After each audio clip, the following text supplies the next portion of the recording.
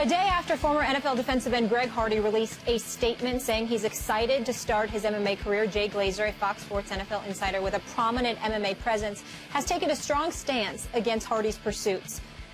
I would be incredibly disappointed in any of my fellow MMA coaches and any promoters if they took Greg Hardy in and taught him a shred of our incredible sport. Many of us train women in self-defense specifically to help protect them versus domestic violence. Me and all my coaches at my gym do and take great pride in that. Competing in any sport is a privilege. Greg Hardy should not be granted that privilege. There are many beautiful arts taught in our sport, none of which should be afforded to him. Stephen A., do you agree with Jay Glazer? 1,000% I agree with Jay Glazer. In the interest of full disclosure, we don't see each other much, but Jay Glazer is my friend. I love this brother dearly. He is a good man. He always has been, and he's one of the best reporters this business has ever seen. I don't give a damn that he's worked for the other network. He and I go back to our days when he was at the New York Post, and I was at the New York Daily News as a high school sports writer. That's how far back Jay Glazer and I go. He's a special dude, and I know how much the sport of MMA means to him. He was there from the ground up when it was starving for recognition and credibility. He was in it, and he's been in it to win it from day one. Now, Max, Will, Molly, y'all remember my point about Greg Hardy yesterday. Without having spoken to Jay Glazer, because I haven't seen him in a while, without knowing his position, what was my number one concern, Max? What did I say? I said fear was my number one reaction, because this dude who seems undisciplined and unable to control himself and his emotions, okay, on the football field and evidently beyond, if you believe the bench judge that convicted him of assault after allegedly, I shouldn't say allegedly, damn it, he got convicted, throwing his girlfriend on a futon bed filled with rifles, slamming her arm down with a toilet bowl, grabbing her by the neck, threatening to kill her, even though he categorically denied it. He was found guilty by a judge during a bench trial. He appealed the decision in the state of North Carolina. You're allowed to appeal it and take it to a jury trial, at which time the woman that was the victim in all of this did not want to testify again and under oath. She didn't want to go through all of that, and ultimately the case was dropped. I said yesterday, fear was my number one reaction, because when you're talking about MMA, you're talking about requisite skills that you are taught that will make you even more of a lethal weapon.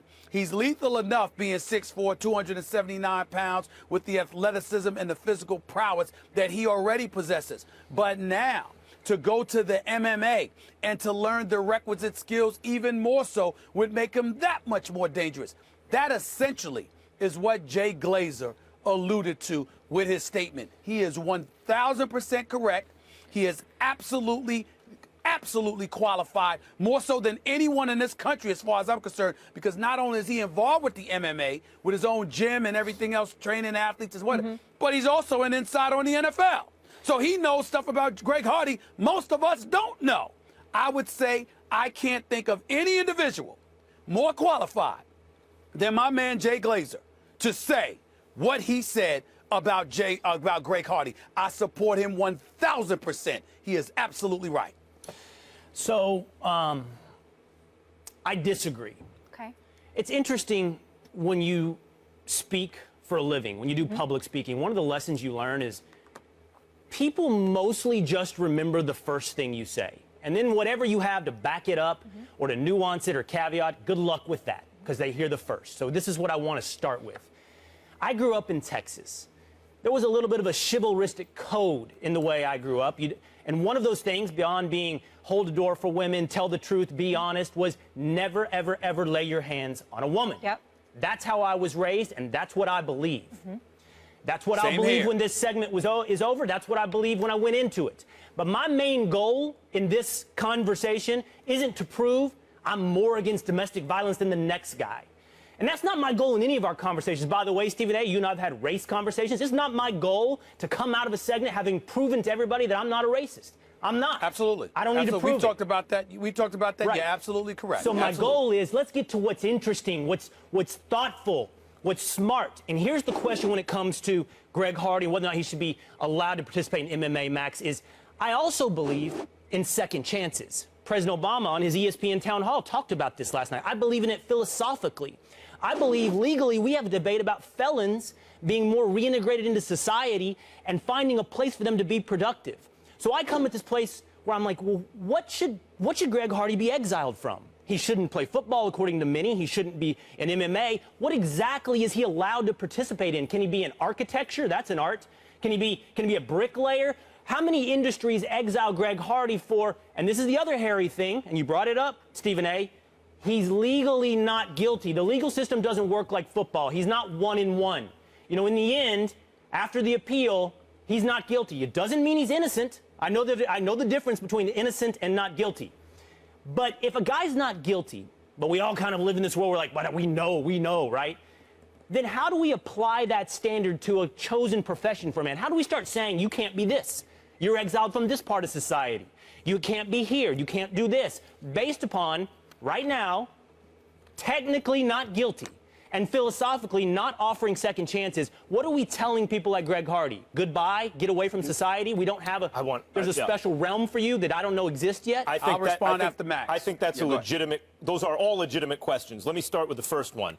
To Stephen A's point, Jay Glazer is uniquely positioned here as the hardest working guy in the business. Probably his guy is a tireless worker, really good guy. I've also known him for many years, though probably not as well as Stephen A does, but is also knows all about the NFL, knows all about MMA.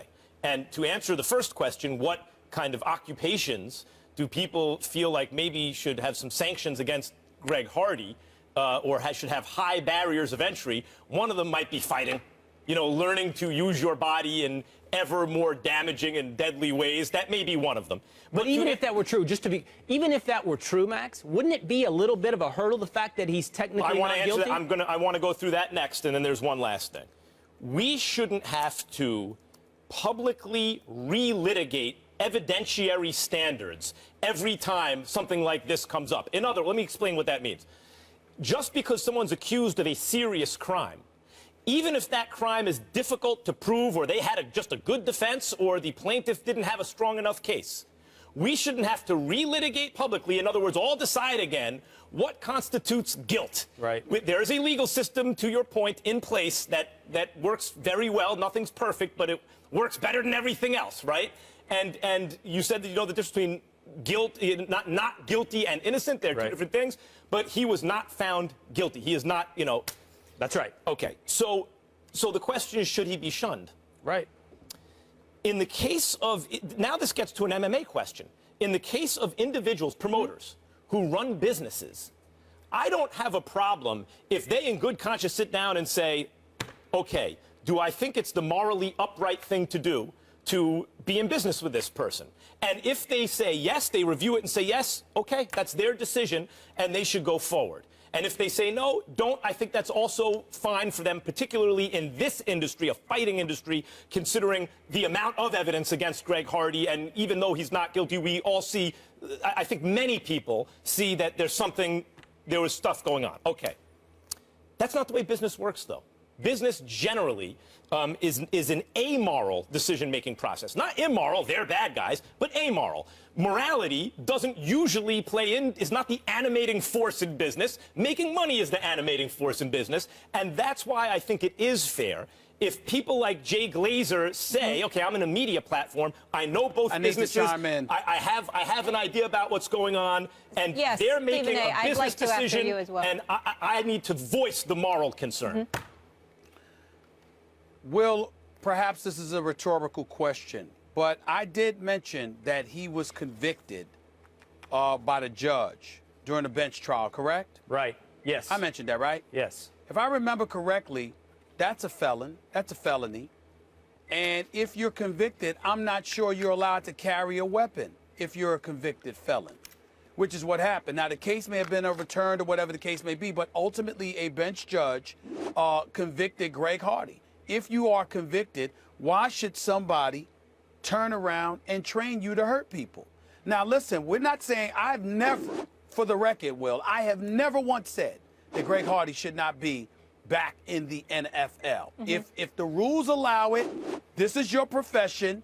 You earn a living playing football. That's what you do. But MMA is a different sport, which essentially gives you the license to assault people in the octagon. But the requisite skills it teaches you are applicable outside of the octagon. And when you take that into consideration and you listen to the source of this opinion, which is Jay Glazer, and you take all of those things into consideration, I don't think it's something that's easily ignored. I applaud your position, Will, when you talk about the land of second chances, because I religiously say that about the United States of America. We're supposed to be the land of second chances. Right. But at the same time, that's after you suffered consequences the first go round. And a lot of people will lament to you that Greg Hardy really didn't suffer. He didn't do any jail time. He didn't lose the money he was supposed to lose, because even when he was suspended for 10 games, that got reduced to 4 because retroactively it was ruled that Roger Goodell couldn't impose the kind of stiff punishment that he wanted to impose against Greg Hardy. Obviously, he became a member of the Dallas Cowboys. And so when you look at it from that perspective, there is something to speak about as it pertains to his punishment or lack thereof. And therefore, when you're talking about a second chance, as far as they're concerned, he wasn't denied the first chance. Well, and I would point out, by the way, he's on his third or fourth chance at this point, right? He's not just on his second chance. And I know this has to be I know this has to be repeated over and over. If Greg Hardy is guilty of everything he's accused of, he's a bad person. I don't want to be on Greg Hardy's side. I don't want to defend him. But I see difficult questions that most, and many in the media, not Jay Glazer, not Stephen A. Smith, not Max Kellerman, don't want to get to, which is, how do you define a standard of guilt? What occupations do you exile from somebody from with what kind of standard for guilt? And most of the media, again, not Stephen A. Smith, Max Kellerman, or Jay Glazer, I don't know Jay Glazer, simply want to use these platforms to prove how virtuous they are. That's the safe thing to do, to always prove you're against domestic violence. Why don't you get some difficult questions, because these are hard to answer right here. Real quick, can I just say something? So I covered the UFC for a long time, for 7 years. No Jay Glazer, worked with him. And I spoke to Rashad Evans, former light heavyweight champ, before the show. He'll fight middleweight 205. And he said, this is where I get what you're saying for second chances, right? So if it was any other sport, and basically what Rashad said is, knowing how to fight like we do is such a huge responsibility. And if someone who trains MMA has a very bad temper, that can be very dangerous. And if he doesn't have the ability to think before he acts, that he could definitely hurt someone in this sport. So that's someone who's fighting right now, and that's his concern. I know we have to leave. Can I just say, since a little bit of a hard turn tonally? So Stephen A. Smith had his big moment last night on Jimmy Kimmel. Mine's today. Did you know this? I'm filling in on some radio show. I know. Like the Stephen A. Smith show. I don't know. It's some. Yo, you better watch your mouth. You ain't doing it yet. You better pronounce my name accurately and appropriately before you miss out on this opportunity. Will Kane is filling in for me today while I fly back to the East Coast on my radio show, and they got the nerve to joke around with my name. You want to get yourself canceled? Yes, just to before start. You even That's start. To start. 2 hours in your house, you have no idea the kind of damage I'm going to do today. Well, keep in mind that it wasn't like somebody called up and said, "Hey, Will," it was Stephen A. that said, "Call Will." I know. Remember that. I know. Be thankful. I know where it came from. I am. Watch your mouth. I am. All right. Stephen A. show in very good hands. Will, thank you so much for being with us. You bet. We'll check you later, 1 to 3.